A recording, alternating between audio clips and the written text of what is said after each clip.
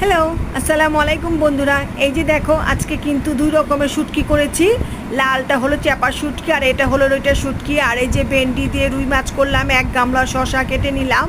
আর হলো আমার জন্য পাতলা মসুর ডাল রান্না করেছি। আর এই যে দেখো এখন কিন্তু আমি ভাত খেতে বসে পড়েছি। আমার প্রচুর ক্ষুধা লেগে গিয়েছে। এই যে শুটকি ভর্তা নিচ্ছি, পাটায় যে বেটেছি চ্যাপা শুটকিটা, শুকনা মরিচ দিয়ে করেছি চ্যাপা শুটকি ভর্তা। এটা ঝাল ঝাল করে নিলাম।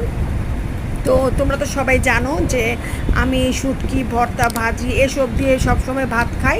আমার এই টাইপের জিনিস ভালো লাগে। বা শুটকি ভর্তাটা কিন্তু খুব জাল হয়েছে, মাশাল্লাহ অনেক জাল, তাই অল্প নিলাম, কারণ এতটা নিলে আবার খেতে পারবো না, সেই কারণে অল্প নিয়েছি। অল্প অল্প করে আগে খেয়ে দেখি, যদি ঝাল কম লাগে তো আবার নেব, সেই কারণে সামান্য একটু নিয়ে নিয়েছি। আর হলো তোমার ঝাল যেহেতু প্রচুর, দেখলাম খেয়ে প্রথম নলাতেই বোঝা গেল যে ঝাল হয়েছে প্রচুর, তাই ভাবতেছি একটু খাওয়ার পর আর নেওয়া সম্ভব না। মাশাল্লাহ অনেক ঝাল হয়ে গিয়েছে। বাটার সময় কিন্তু অল্প একটু দিয়েছি। ভর্তা আমি নিজে হাতে বানাই, ভর্তা আমি কারো হাতে বানায় খাইতে পাই না, আমার নিজেরটা নিজেরই বানায় খেতে ইচ্ছে করে, অন্য কারো হাতেরটা আমার পছন্দ লাগে না। তো নিজেই সুন্দর মতো পাটার মধ্যে বসে পড়লাম। আর এই যে ক্যামেরাটা উপর দিকে উঠিয়ে দিলাম আমাকে দেখানোর জন্য। দেখো আমি ভর্তা দিয়ে ঝাল খাচ্ছি, প্রচুর কিন্তু ঝাল, আমার একদম নাকে মুখে পানি চলে আসছে ঝালে। আজকে ভর্তাটা প্রচুর ঝাল হয়েছে। ভর্তাটা কিন্তু খেতে মাশাল্লাহ অনেক স্বাদ হয়েছে। আমার হাজব্যান্ডও খেয়ে বলছে যে ভর্তাটা তুমি ভালো বানিয়েছো আজকে, আজকে ভর্তাটা খুব ভালো হয়েছে।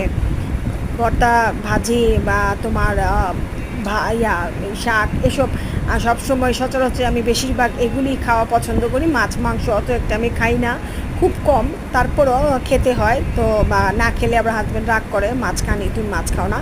আর এই যে দেখো এখন কিন্তু এই যে লইটা শুটকি নিয়েছি, লইটা শুটকিটাকে কিন্তু আমি সুন্দর করে তোমার আগুনে পুড়ে তারপরে গরম পানিতে ধুয়েছি। আর হলো তোমার লইটা শুটকির মতো আমি কিন্তু মশলাটা দিয়েছি হলো তোমার পেঁয়াজ, কাঁচা রসুন, কাঁচা পেঁয়াজ আর শুকনো মরিচটা আমি একটু আদা বাটা করে নিয়েছি।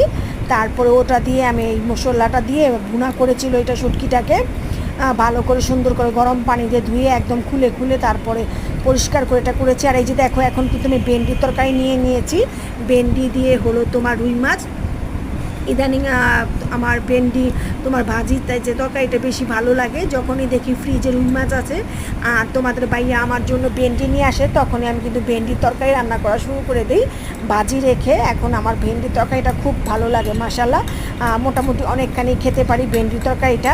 আর দেখো ভাতের সাথে আমি তোমার এক পিস করে ভেন্ডি নিচ্ছি প্রতি নলায় নলায়, আর খেয়ে ফেলছি। আর মাছটা আস্ত আলাদা খাচ্ছি।